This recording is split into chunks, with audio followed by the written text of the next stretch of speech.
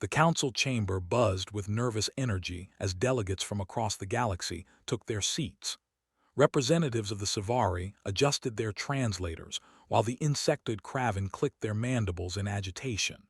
Something unusual was happening today, and everyone knew it. The circular hall stretched wide enough to hold 300 beings, its walls made of crystalline material that reflected light from a dozen different suns. David Walsh sat quietly at the human delegation table, reviewing documents on his tablet. His gray suit looked plain compared to the elaborate robes and armor worn by other species. A young aide named Rebecca sat beside him, her fingers drumming nervously on the armrest. She had only been working in the diplomatic corps for 6 months and had never seen anything like this. The doors at the far end of the chamber burst open. 20 Vrathari warriors marched inside, their crimson armor gleaming under the lights. Each stood nearly 8 feet tall, their 4 arms carrying ceremonial weapons that looked anything but ceremonial. The crowd fell silent as the warriors formed 2 lines, creating a path. War Commander Druven entered next. His armor bore more decorations than his soldiers, marking countless victories across 17 conquered systems. His people had built an empire through strength and intimidation, and he carried himself like someone who had never known defeat. 2 advisors flanked him, carrying data tablets and recording devices. The council speaker, an elderly Savari named Marala, rose from her elevated seat. Her purple skin had faded with age, but her voice still commanded respect. War Commander Druven of the Vrathari Empire, you requested this emergency session. The council recognizes you. Druven stepped forward, his metal boots echoing across the quiet chamber. Honored delegates, I come bearing a formal declaration. He paused, letting the weight of his words settle. The Vrathari Empire hereby claims the Sol system and all territories occupied by the species known as humanity. We offer them the honor of tributary status within our great empire. Gasps erupted throughout the chamber. Several delegates immediately activated their communication devices. The Kraven representative stood, antennae twitching wildly. This is unprecedented. Humanity holds council observer status. Observer status, Druven emphasized. Not full membership. They are unprotected by council law. He activated a holographic display showing Earth and its surrounding space. Our intelligence has completed a thorough assessment. Humanity possesses fewer than 200 military vessels. Their weapons technology lags behind council standards by at least 50 years.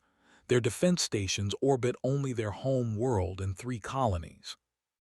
The display shifted to show tactical breakdowns and force comparisons. A single Vrathari battle group could overwhelm their entire fleet. We offer subjugation rather than annihilation because we are a civilized empire. His tone suggested he considered this generosity remarkable. Rebecca leaned toward David, whispering urgently, "Sir, shouldn't we respond? File a protest?" David held up one hand, still reading his tablet.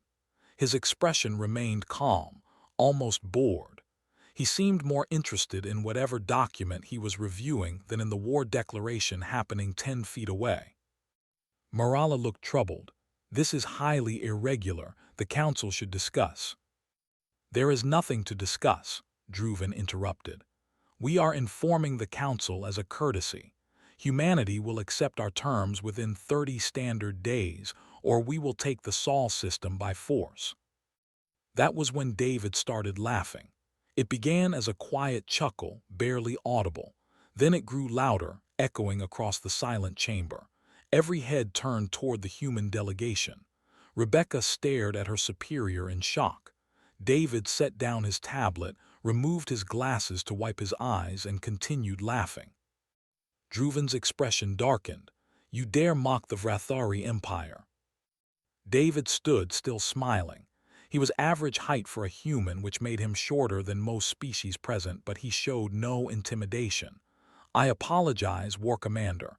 That was rude of me. He composed himself, though amusement still played around his eyes. I just need to clarify something before we proceed. Clarify what? Druven demanded. Your intelligence report on humanity. How far back did your research go? David picked up his tablet again, scrolling through information. What time period did you study? One of Druven's advisors consulted his own device. We analyzed the most recent 200 years of human activity, military capabilities, industrial output, population distribution, technological advancement. David's smile widened. 200 years, I see. He looked around the chamber, making eye contact with several older delegates. The Savari ambassador had gone very still. A few others were checking their own databases, faces showing dawning realization. Is there a problem with our methodology? Druven asked, irritation creeping into his voice. Not a problem exactly, David said carefully. More of an oversight. You see, 200 years ago is right around when humanity stopped doing something we had been doing for our entire history. Stop doing what? David looked directly at Druven, fighting each other. Confused murmurs rippled through the chamber. Rebecca looked as puzzled as the aliens. David continued, his tone conversational but his words precise. War Commander, your intelligence is accurate for recent human activity. We do have limited military forces. Our weapons are designed for peacekeeping. Our defense grid is minimal. He paused. But that's because we don't need more. Exactly my point, Druven said triumphantly. You lack proper military preparation. No, David corrected gently. We lack current military deployment. There's a significant difference. He activated his own holographic display, showing historical data. You researched what we have. You didn't research what we were. The display showed images from human history. Battlefields, weapons, fortifications. Numbers began appearing, casualty counts from conflicts most species had never heard of. Millions dead, tens of millions. Numbers that made several delegates recoil in horror. Before humanity unified, David said quietly, we spent 10,000 years perfecting one particular skill. We got very, very good at it. Druven stared at the numbers. This is exaggeration, propaganda. Morales spoke, her voice somber. It is not. I have read their histories. War Commander, perhaps you should reconsider. I reconsider nothing. Druven's four hands clenched into fists. Past savagery means nothing against disciplined military force. David closed his display and smiled again, but this time there was no humor in it. Then perhaps we should test that theory. The chamber fell into stunned silence. David's words hung in the air like a challenge, and Druven's expression shifted from anger to calculating interest. The War Commander regarded the human with new attention, trying to determine if this was bravado or genuine confidence. You propose a contest, Druven asked slowly. A demonstration, David corrected. A war game, if you will, one of your battle groups against one of our vessels. Neutral council observers to monitor everything. He gestured to the assembled delegates. If your forces win, humanity will accept tributary status without resistance. If our ship wins, you withdraw all claims to the Sol system. Rebecca grabbed David's arm. Sir, you can't be serious. One ship against a battle group. David patted her hand reassuringly but kept his eyes on Druven. One standard patrol frigate. Nothing special, nothing experimental. Just a regular ship from our peacekeeping fleet. Druven's advisors leaned in, whispering urgently to their commander. The War Commander listened, then waved them away. Your proposal intrigues me. It would save resources and provide valuable data. He straightened, his four arms spreading wide. The Vrathari Empire accepts. We shall crush your vessel and prove our superiority before the entire council. Morala stood again, her voice concerned. This is highly unusual. The council has never sanctioned such an engagement. Then now is an excellent time to start, David said pleasantly. Consider it a peacekeeping measure. Better one controlled demonstration than an actual war, wouldn't you agree? The Savari elder looked at him for a long moment, then nodded slowly. The council will arrange neutral observers and establish rules of engagement. Where will this take place? The Kellen expanse, Druven said immediately. Neutral territory, plenty of space for maneuvering. We can position forces within 3 standard days. Agreed, David said. 3 days gives both sides time to prepare. Within an hour, the council had hammered out the details. The engagement would be non-lethal where possible, with both sides using live weapons but agreeing to accept surrender if systems became critically damaged. Council observer ships from 5 different species would monitor from a safe distance. Every sensor reading would be recorded and verified. As the session ended and delegates filed out, still murmuring about the unprecedented event, the Savari ambassador approached David. Her name was Talira, and she had served in the diplomatic corps for over 60 years.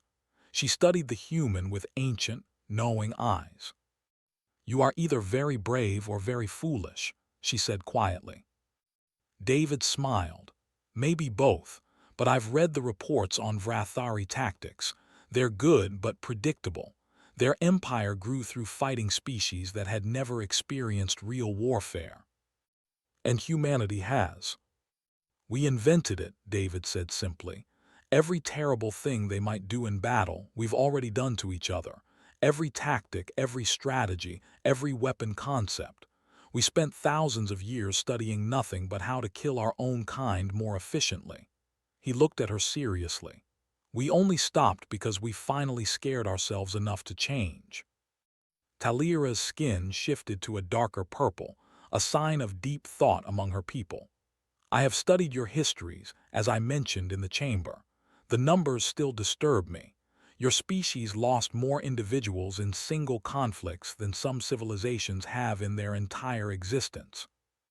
"I know," David said softly. "That's why we chose peace. Not because we couldn't fight, but because we knew exactly what fighting costs." "The Vrathari do not know this," Talira observed. "No, they've conquered 17 systems, but they've never faced real resistance.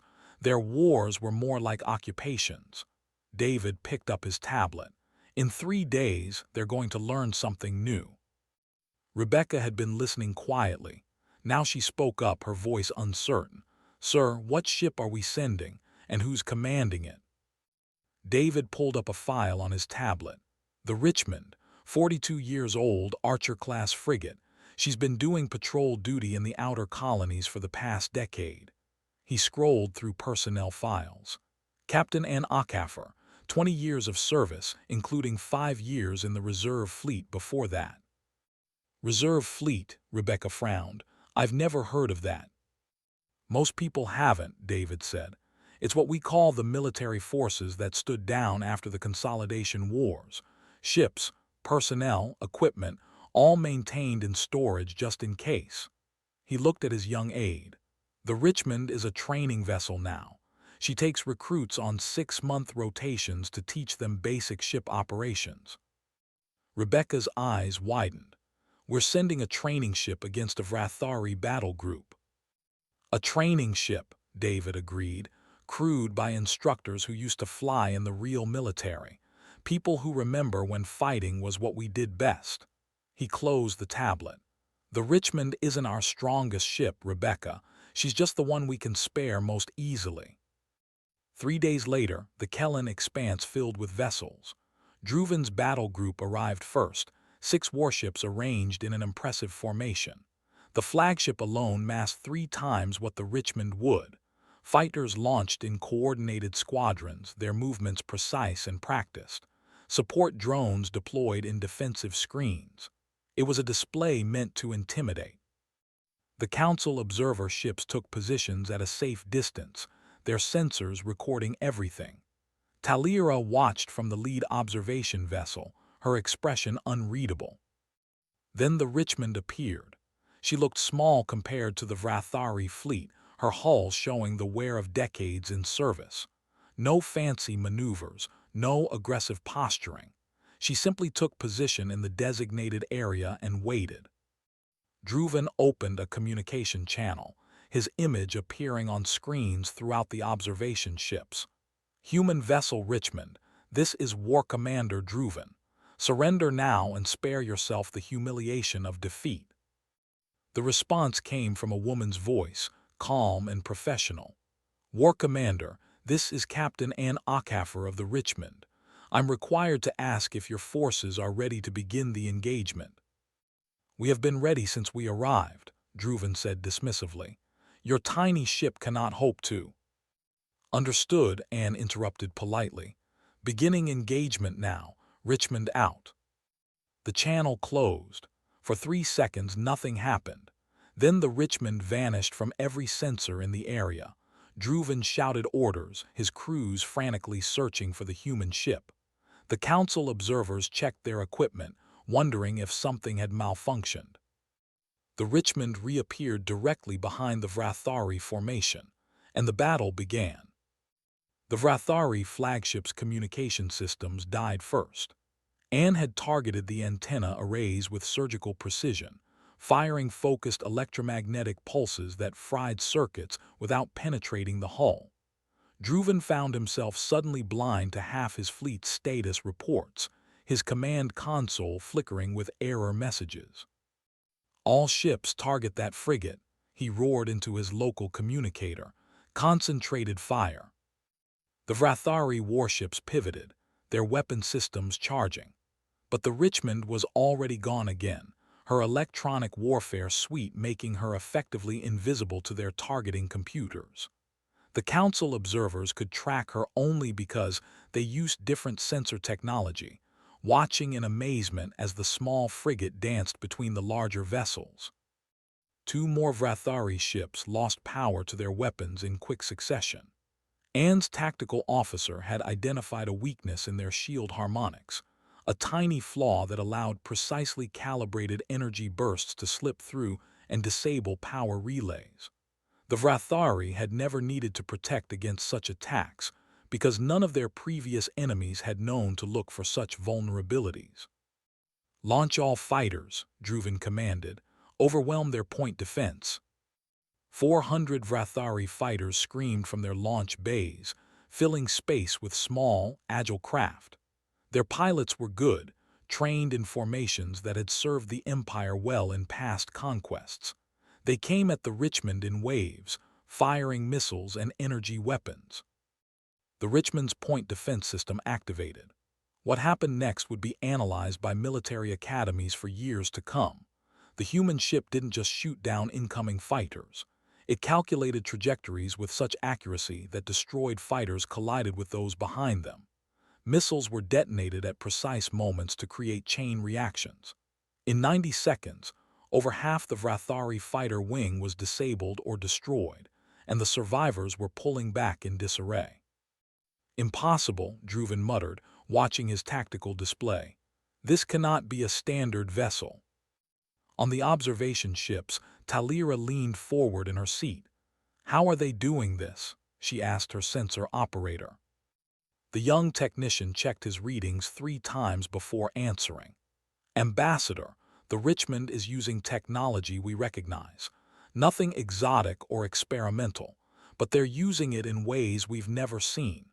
Their targeting solutions factor in variables our computers don't even measure. Show me their reactor output, Talira ordered. The display shifted. They're operating at 60% power, Ambassador.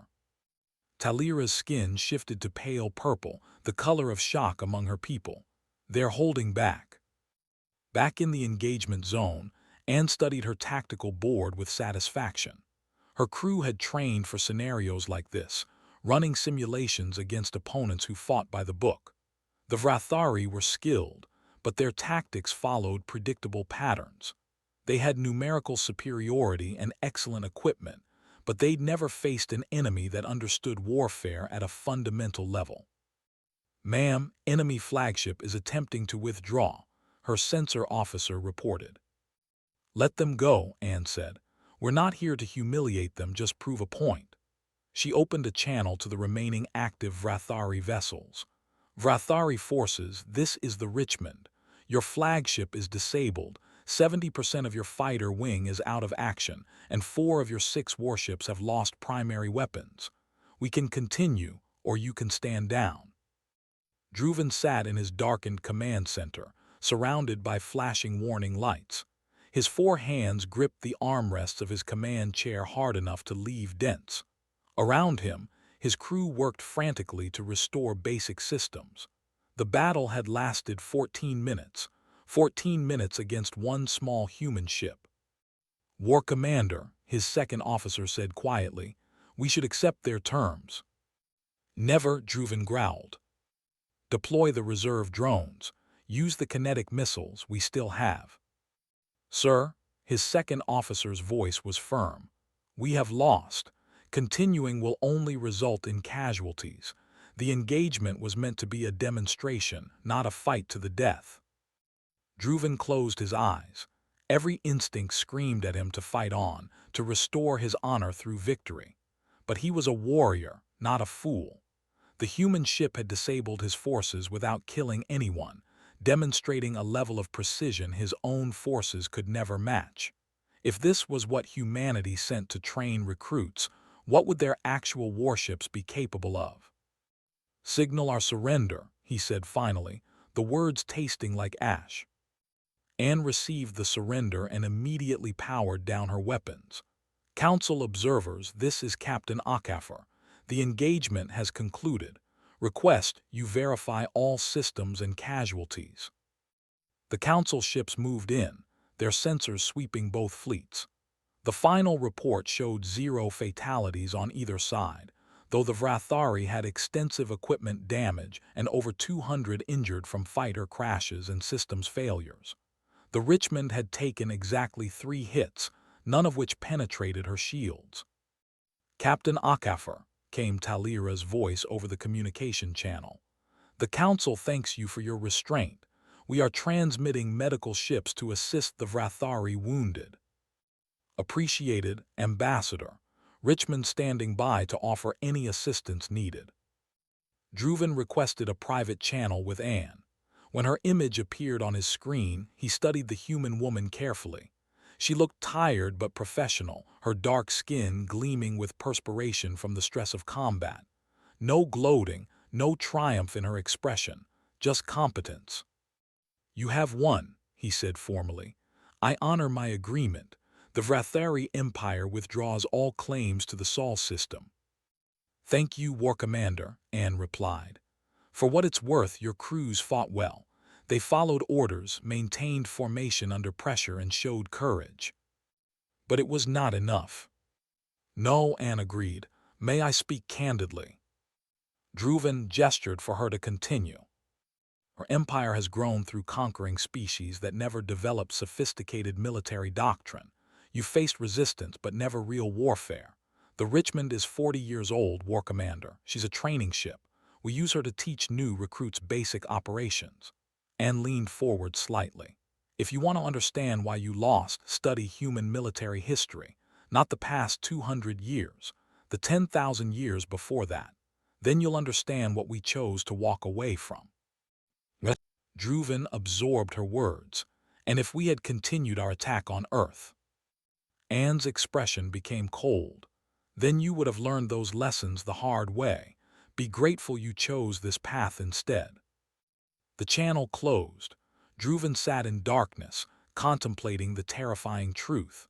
Humanity had been holding back.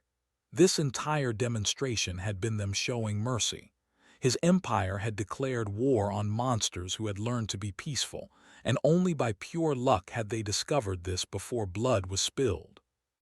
On the Richmond, Anne addressed her crew over the ship-wide intercom. Well done, everyone. Set course for home. And someone get engineering to look at that portside shield emitter. It's running warm. Her crew erupted in cheers, relief and pride mixing together. They had done their duty and prevented a war. It was a good day's work. The council chamber was packed 3 days after the engagement. Every delegate had returned, many bringing additional staff. Word had spread throughout the galaxy about what happened in the Kellen expanse, and species that normally ignored council business suddenly wanted to understand what they had witnessed. David sat at the human delegation table again, this time with Rebecca and two military advisors. Captain Ann Ockhaffer stood behind them in her dress uniform, looking uncomfortable with all the attention. She preferred the bridge of a ship to political chambers. Marala called the session to order, her voice carrying through the silent hall. We convened to discuss the implications of the recent engagement between Vrathari and human forces. War Commander Druven has requested the opportunity to address the council. Druven entered without his warriors this time. He wore simple armor, his weapons left outside per council protocol. He looked diminished somehow, though he still stood taller than most species present. The confidence that had radiated from him before was gone, replaced by something harder to define. Respect, perhaps, or fear. Honored delegates, Druven began. The Vrathari Empire acknowledges its error in judgment regarding humanity. We have withdrawn all territorial claims and wish to establish peaceful relations. He paused, seeming to struggle with his next words. I have studied the historical records that the human delegation recommended. I now understand our mistake. Would you share your findings with the council? Marala asked gently. Druven activated a holographic display showing data he had compiled.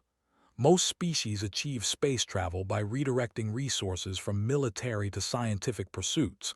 The typical pattern is small conflicts, resource competition, then cooperation as the species matures. He changed the display. Humanity followed a different path. Images appeared showing human conflicts through the centuries, armies numbering in millions, cities destroyed, technologies developed solely to kill more efficiently. The numbers made several delegates shift uncomfortably in their seats. Humanity reached space not by abandoning warfare but by perfecting it, Druven continued. Their world wars involved entire continents. Their weapons became powerful enough to destroy their own planet. They developed artificial intelligence for military purposes, created biological weapons, and split atoms to make bombs. He looked around the chamber. They colonized other worlds while still fighting among themselves.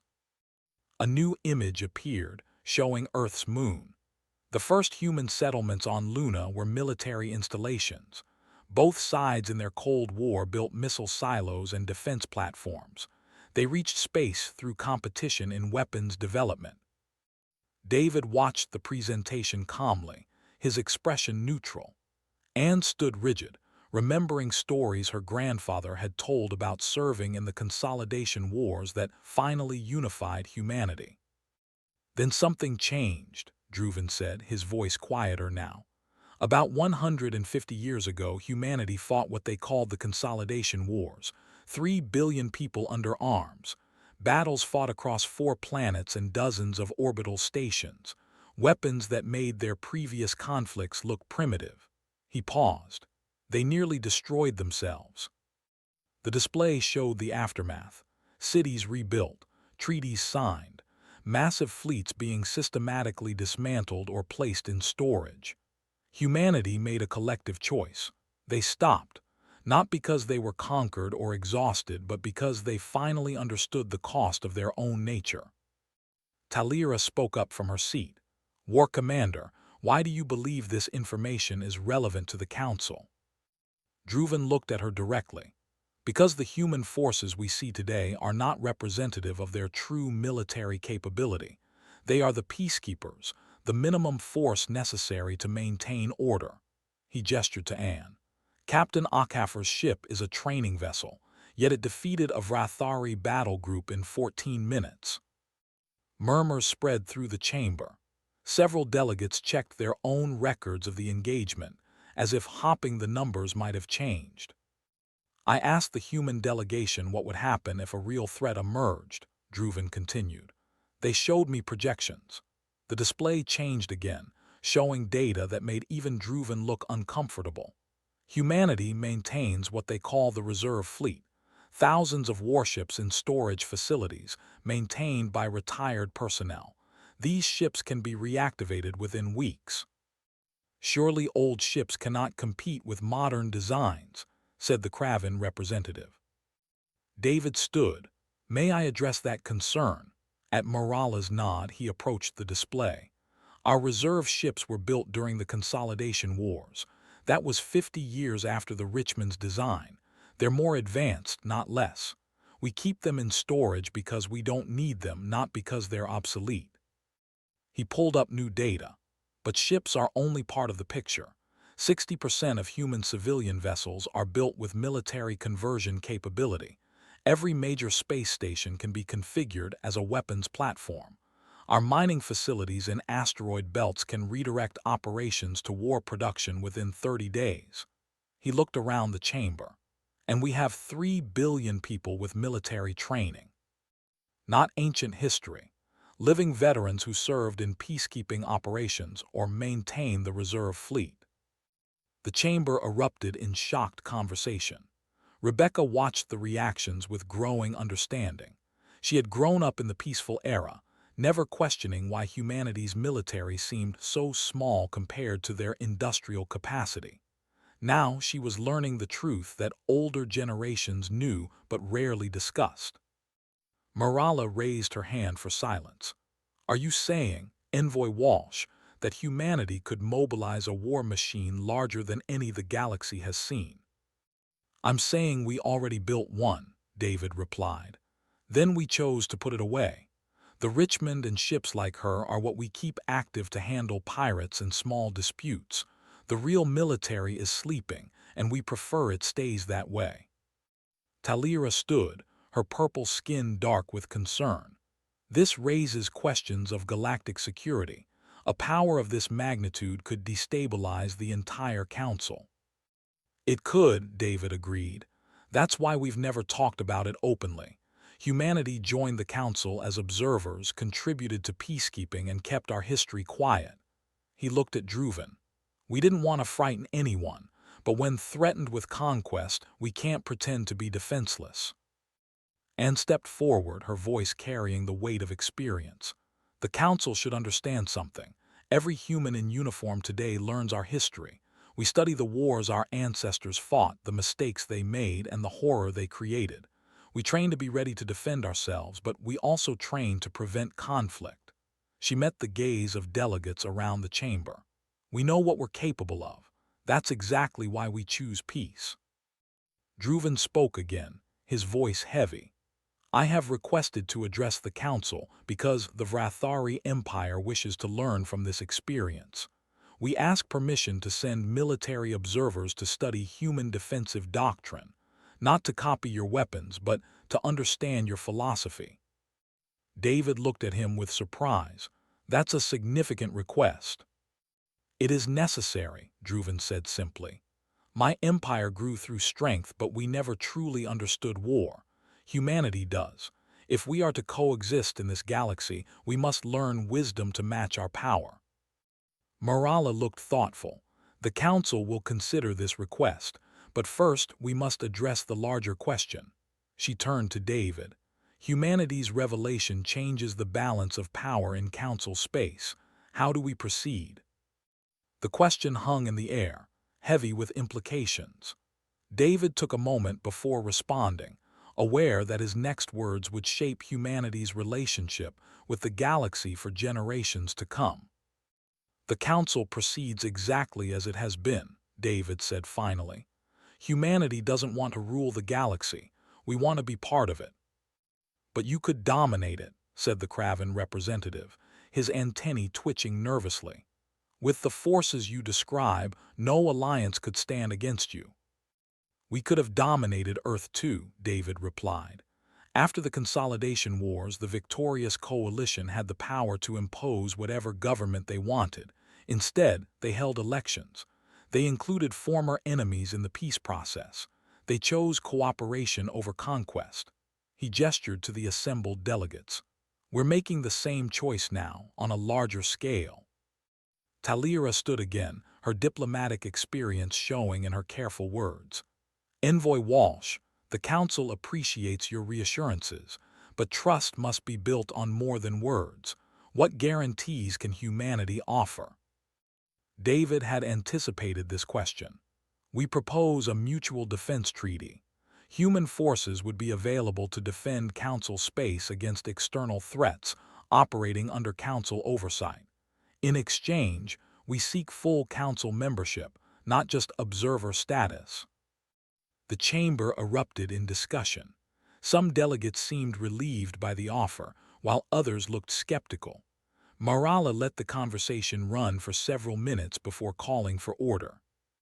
A defense treaty would require extensive negotiation, she said, but I believe the proposal has merit. However, there is another question we must address. She looked at David seriously. You mentioned that humanity has been protecting Council space indirectly. Please explain. David glanced at his military advisors, who nodded. For the past 40 years, human intelligence services have been monitoring threats to Council stability. We've intervened in situations where we believed the Council's survival was at risk. Intervened how? Demanded the Kraven. Mostly through information sharing with local governments, David explained. Sometimes through covert operations to disrupt pirate networks or weapons trafficking. In 3 cases, we quietly discouraged potential invasions by making it clear that attacking Council space would have consequences. The revelation caused another uproar.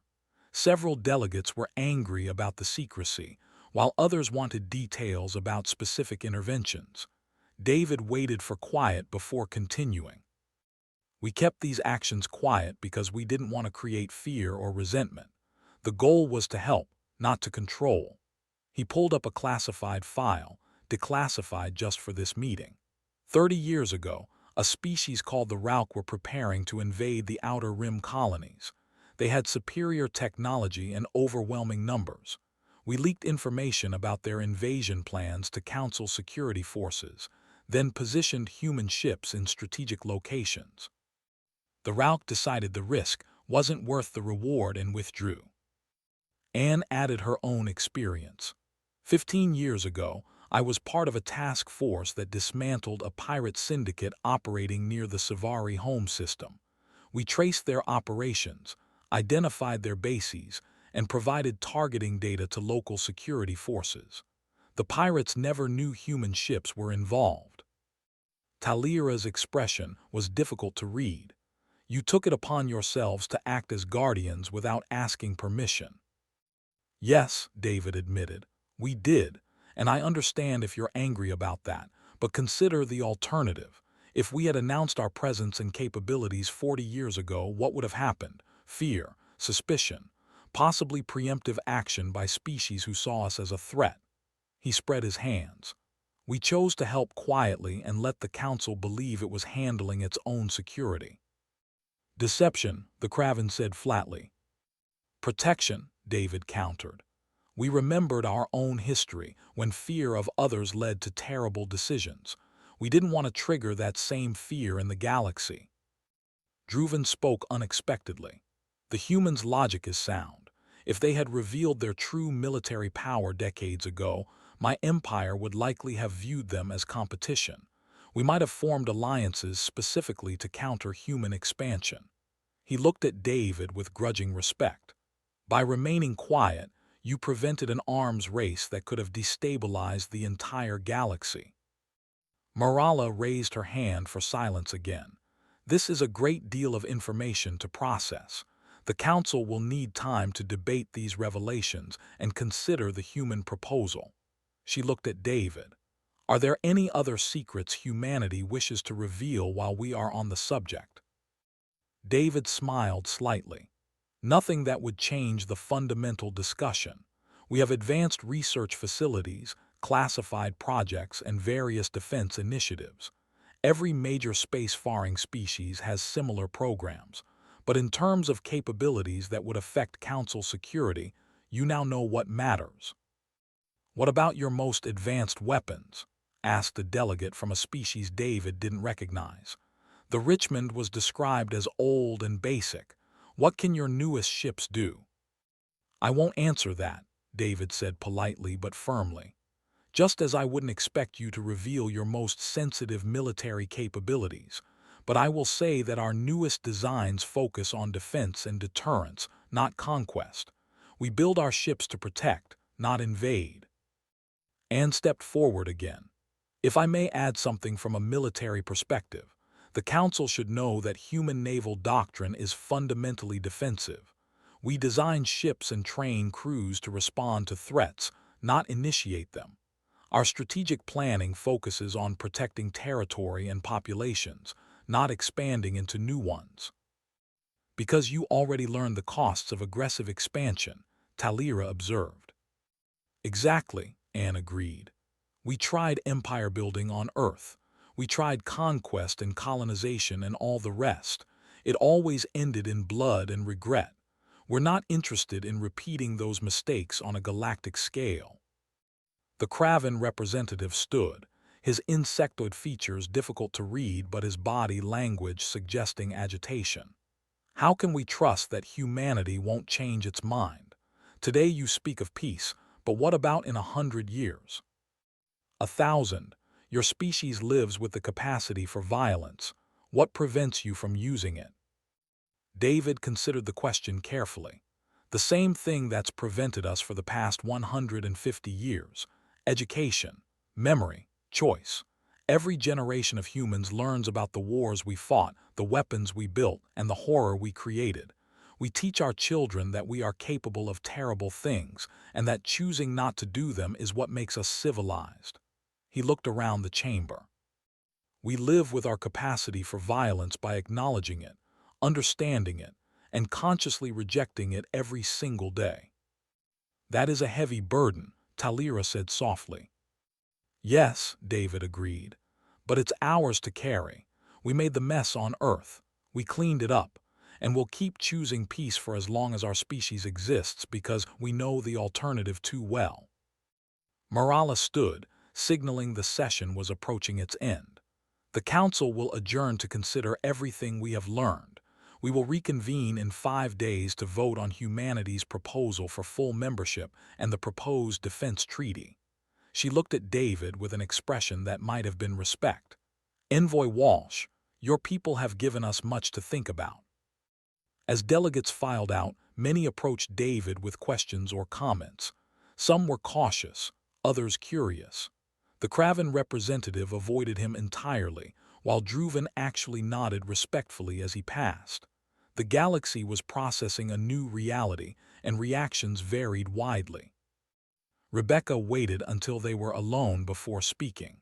"Sir, did we just completely reshape galactic politics?" David packed up his tablet and smiled tiredly. "We revealed the truth, Rebecca. What the galaxy does with that truth will determine the future.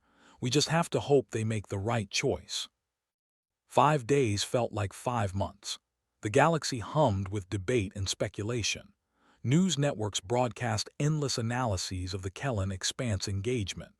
Military experts from dozens of species studied every second of recorded footage, trying to understand how the Richmond had moved with such precision.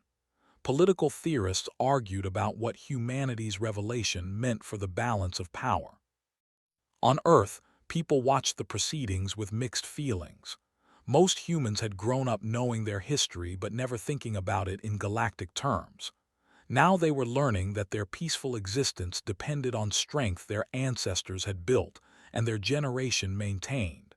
It was both humbling and sobering. The council chamber filled again on the 5th day. Every seat was occupied, and additional observers stood in designated areas. This vote would affect the entire galaxy, and everyone wanted to witness it. David sat at the human delegation table with Anne beside him. Rebecca had returned to Earth to brief government officials, replaced by senior diplomat named Howard Chen who specialized in treaty negotiations. The atmosphere felt different from 5 days ago. Less fearful, more contemplative. Morala called the session to order. "We have debated humanity's proposal extensively. Before the vote, I wish to share some findings from our investigation teams." She activated a display showing data compiled by council researchers. "Over the past 5 days, We have examined records of unexplained events in Council space, pirate groups that dissolved suddenly, invasion fleets that withdrew for unclear reasons, defense technologies that appeared in local databases with no clear origin. The display showed dozens of incidents spanning 40 years. In each case, we can now trace human involvement, information passed through intermediaries, equipment provided through untraceable channels, strategic advice given to local commanders at critical moments. Marala looked at David. Humanity has been protecting the Council since before most current delegates took office. Talira stood. I have personally reviewed the Ralk incident mentioned by Envoy Walsh. Human intelligence prevented a war that would have cost millions of lives. They asked for nothing in return and never took credit. Her skin shifted to a warm purple, indicating approval among her people. This is not the behavior of conquerors. It is the behavior of guardians. Druvan rose next, drawing surprised looks. The Vrathari Empire wishes to speak in favor of humanity's membership proposal. We have learned difficult truths about ourselves through this process. We believe strength meant the willingness to use force. Humanity has shown us that true strength is the wisdom to restrain it. He looked at David. I spent 3 days studying your consolidation wars. The destruction your species inflicted upon itself exceeds anything in Vrathari history. Yet you stopped. You chose peace. That demonstrates strength beyond anything we have achieved. Other delegates spoke, some in support, some raising concerns. The Kraven representative remained skeptical but acknowledged humanity's contributions to Council security. A delegate from the peaceful harmonic species worried about normalizing military power, but admitted humanity's philosophy of defensive preparation had merit. After 2 hours of discussion, Marala called for the vote. The question before the Council is twofold. First, shall humanity be granted full Council membership? Second, shall we accept their proposal for a mutual defense treaty? These measures will be voted on together as they are linked in purpose. The voting system activated. Each delegate had 3 options: approve, reject, or abstain. The results would be displayed once everyone had voted. David sat calmly, though his hands were clasped tightly in his lap. Anne remained expressionless, years of military discipline keeping her emotions hidden. The votes came in quickly. Within minutes, the results appeared on the central display: 78% in favor, 15% abstaining, 7% opposed. The threshold for approval was 60%. The chamber erupted in applause from some species, while others sat in thoughtful silence. Humanity had just become a full member of the Galactic Council, and the galaxy had just gained its most powerful defender. Marala smiled, an expression of genuine warmth. The measure passes. Humanity is welcomed as a full council member, and the Mutual Defense Treaty is accepted pending final negotiations. She looked at David. Envoy Walsh, do you wish to address the council? David stood, taking a moment to compose his thoughts. Thank you. On behalf of humanity, I accept this responsibility with humility and commitment. We will honor the trust you have placed in us. He paused. But I want to make something clear. This isn't about humanity protecting the galaxy. It's about all of us protecting each other. We bring military experience and capability, yes, but you bring wisdom, culture, science, and perspectives we lack. Together, we can build something better than any single species could achieve alone. He looked around the chamber, making eye contact with delegates from different species. Humanity's history teaches us that diversity is strength. We spent 10,000 years fighting each other because we feared our differences. We finally achieved peace when we learned to value them instead. The Council represents that same principle on a galactic scale. Different species, different views working together. Anne stood beside him. From a military standpoint, I want to assure the Council that human forces will operate under strict civilian oversight. We have protocols developed over centuries to ensure our military serves the people, not the other way around. Those same protocols will apply to our Council defense operations. Talira rose once more. I have a question for Captain Akafor. During the engagement with Vrathari forces, you disabled their ships without causing casualties. Was this standard procedure? Anne nodded. Yes, Ambassador. Human military doctrine prioritizes minimum necessary force. We train to neutralize threats with the least amount of destruction possible. Killing is always the last resort, not the first option. Because you understand the cost, Talira said softly. Because we've paid it too many times, Anne replied. The session continued with procedural matters. Treaty language needed refinement. Command structures for joint operations required definition.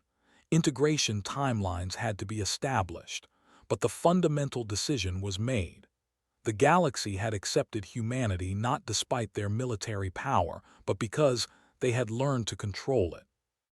As the formal session ended and delegates began informal discussions, Druven approached David. The war commander's expression was serious but not hostile. I have been authorized to formalize the Vrathari Empire's request for military observers. We wish to send officers to study at human defense academies. David extended his hand in the human gesture of agreement. We would be honored to host them. Learning from each other makes both our peoples stronger. Druven studied the offered hand before taking it in one of his four. I hope you understand that this is difficult for my people. We built an empire on the belief that strength meant conquest. Accepting that we were wrong about fundamental principles is challenging. I do understand, David said. Humanity faced the same challenge. It took us years to change our thinking and we're still working on it. Change is hard, but it's possible. Later that evening, David and Anne stood in an observation lounge overlooking Earth. The planet turned slowly below them, blue and green and peaceful. Ships moved in orbital patterns, civilian traffic going about normal business. Defense platforms hung in silent watch, ready but not aggressive. Do you think they really understand, Anne asked quietly, what it took for us to become what we are? David considered the question. Some do. Talira has studied our history extensively. Druven is starting to grasp it. Others will learn over time. He looked at the planet below. But they don't need to understand everything. They just need to know that we made a choice and we stand by it. What if something happens? Anne pressed. What if we face a real threat and have to activate the reserve fleet? What if the galaxy sees what we're really capable of? Then they'll see that we only use that capability to defend, never to attack, David said firmly. That's the difference between us and every empire that came before. We have the power to conquer, but we choose to protect instead. Every single day we make that choice. Anne smiled slightly. That's a good answer. Almost makes it sound simple. It is simple, David said. Not easy, but simple. Choose peace. Build bridges, protect the weak. Honor the differences that make us stronger together. He looked at her. Our ancestors figured that out after thousands of years of getting it wrong. We just have to keep the lesson alive. Far below, Earth continued its eternal rotation. Humanity had walked a long and bloody path to reach this moment of galactic acceptance. They had learned terrible lessons and paid awful prices, but they had emerged from their dark history with wisdom and strength, ready to stand as guardians for a galaxy that was finally learning to trust them. The choice they made every day, the choice to be better than their capacity for violence, was the real victory. Not the ships in storage or the weapons in reserve, but the decision to keep those things as insurance rather than instruments of conquest. That was the lesson humanity offered the galaxy, written in their history and proven by their actions. David turned from the window, ready to begin the detailed work of integrating human forces into Council defense operations. There would be challenges ahead, misunderstandings to overcome, and ongoing efforts to maintain trust. But for now, humanity had taken its place among the stars not as conquerors but as partners, and that made all the difference.